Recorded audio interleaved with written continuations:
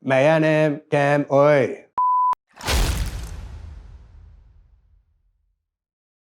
Hi everyone, it's Sean here. We're going to be doing the yearly recap again. 每年我们有2次可以学点英文吧。好，我们开始吧。Regards to performance, I would say that this year we've had significant improvement. Obviously, domestically, we continue to dominate, delivering another 2 championships for spring and summer. But specifically for both MSI and Worlds, I would say that making both of those tournaments knockout stages, as well as having some strong results against big teams that could have gone either way in Game 5s, has put us in a good position. I know we always talk about trying to deliver in an international championship over the next 5 years, and that will remain the same heading into 2025. But I think we've made good progress. Obviously, the players are getting more and more experience being on the international stage. And overall, I would say heading into the 2025 season, we've kept the core of most of the players that we've wanted to keep, Ozzy, Betty, Woody, as well as our coaching staff, which we feel are very, very important. We feel we've strengthened through Casa and Fofo. So overall, our objectives for 2025 are the same. 2024 was a great stepping stone, a lot of great improved results, and we expect to continue that heading into 2025. And there's no expectation or change to that. Before we go into some other details, I want to firstly talk about Maple. Most of you guys probably know that he's now retiring. As a person who's worked with Maple and spoken with Maple and spent a lot of time with him, I will say that he is a consummate professional, a great role model for future young players coming from the PCS and the LCP, and had an amazing 10-year career across the LPL, the PCS, the LMS, and the LCS, and achieved some amazing results. And I would say he's honestly once in a generational talent within our region. We're super proud that he's played with us. We're super proud that he ended his career with us, and we wish him all the best in his next generation of whatever he chooses to do. If he wants to come back, be a content creator, be a coach, whatever you want, Maple, this is your home. If you want to do anything here in the future, please let us know. We wish you all the best in everything you do in the future. A lot of you guys have been asking about sort of what we're doing with Talon Empress and the objective of that. Within an esports organization, one of the things that we always need to be thinking about is commercialization and working with more brands and more brand partnerships and driving more revenue, as well as profit to be able to fund and continue to grow the team. Talon Empress provides us with an alternative sort of measure for content creation, as well as more commercialization opportunities into new brand categories that perhaps on the men's teams that we won't be able to access. We feel like this is a great way to further expand our audiences, further expand our reach, further expand the content that we can do.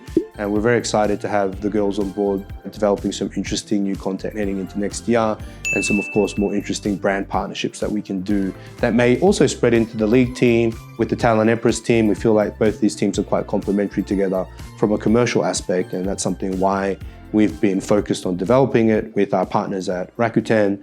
So just talking about the LCP, obviously a lot has changed within our ecosystem since the last time I've talked with you guys. We've seen a huge merger of all the regions in the LJL, OS, VCS, and now the PCS, as well as many of the Southeast Asian countries coming together.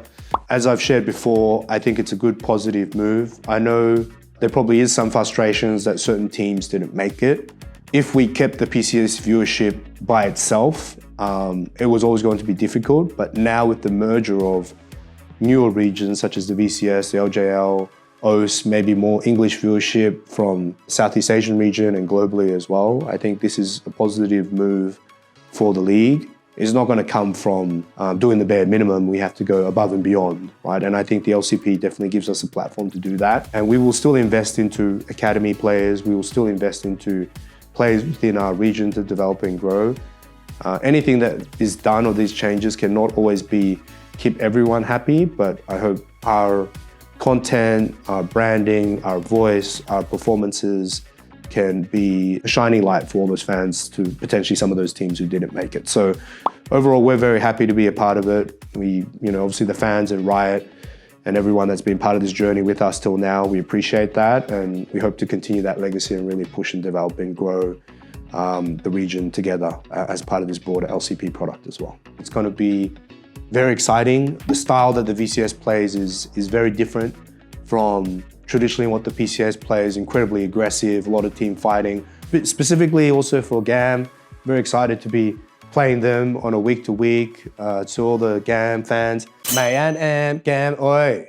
Super excited to see you guys, be a part of that, be playing together, doing content together. I know TK and I and us, we have a great relationship and we're looking to kind of develop and grow that even further heading into the LCP, giving you guys the best content and also working together when we get to the international stages. Lastly, to talk about our PSG relationship. We've been working with PSG since, I think, 2019, I think it would have been, literally straight after our first split after joining the PCS. Our agreement is set for termination at the end of 2024, which we now mutually have agreed to part ways for now. Moving into the LCP, we had specific ambitions and objectives that we wanted to achieve. Our team will be rebranded as Talon, no longer PSG Talon. We still work with PSG across other titles such as Rainbow Six Siege and potentially some other titles here and there. But for the purpose of League of Legends, there's still a lot of negotiation that was required, and given the tight timelines for the LCP, we've decided to pursue our own brand. Not to worry for the fans, PSG and us, we've always worked as a partnership. PSG has been a great partner, they've taught us a lot, but overall, the day-to-day operations of the league team is still 99% run by the Talon side of things, and the commercialization, the marketing, the merch and everything will still remain the same. There'll be no changes. For the fans, no real impact. Obviously, it's going to be a bit weird getting on the Summoner's Rift and not seeing PSG, but seeing Talon.